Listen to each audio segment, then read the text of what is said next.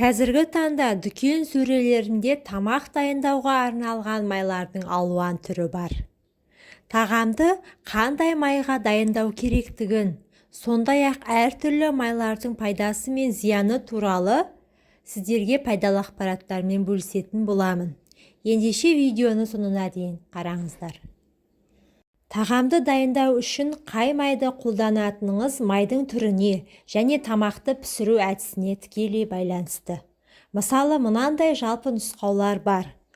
Қуыру, қыздырып пісіру үшін тазартылған өсімдік майы, күнбағыс, жүгері, соя, кокос майы немесе зәйтүн майы сияқты жоғары қайнау температурасындағы майларды қолданған дұрыс. Ал тұздыққа қосу үшін зәйтүн майы, күнжіт немесе зығыр майы сияқты тазартылмаған, суық сығымдалған майларды қолданған жөн дейді мамандар.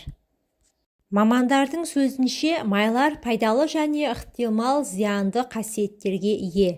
Май жоғары калориялы өнім екенін есте ұстаған жөн. Майдың калория мөлшері оның құрамындағы сүт майының пайызына байланысты. 650-ден 800 калория 100 граммға дейін болуы мүмкін. Әртүрлі өсімдік майларының калория мөлшері шамамен 900 калория 100 граммға тең. Кез келген май бұл әр адамға қажет майлардың көзі. Күнжіт, кокос, соя майы антисептикалық қасиеттері бар қаныққан май қышқылдарына бай. Саңырауқұлақтар мен патогенді микрофлораның өсуін тежеуге көмектеседі. Алайда, қаныққан май қышқылдарын шамадан тыс тұтыну жаман холестерин деңгейіне әсер етуі мүмкін және артық салмақтың жоғарылауы мен семіздіктің, жүрек-қан тамырлары патологиясының және қант диабетінің даму қаупінің факторы болады, деп түсіндірді мамандар. Сонымен қатар ол зәйтүн, күнбағыс, зығыр және жержаңғақ майларында, сондай-ақ орман жаңғағының майында ағзадағы метаболикалық процестердің тепе-теңдігіне қажет, жүрек-қан тамырлары ауруларының алдын алу үшін маңызды моноқанықпаған май қышқылдары омега-9 көп мөлшерде болатынын айтты.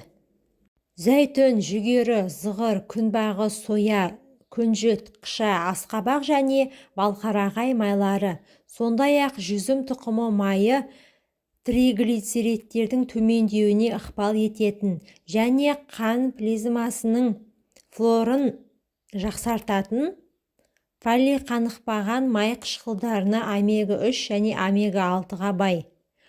Олар сондай-ақ балалық шақта ағзаның қалыпты өсуіне, жүйке жүйесінің дамуы, көру, иммундық функцияларды қамтамасыз ету үшін қажет.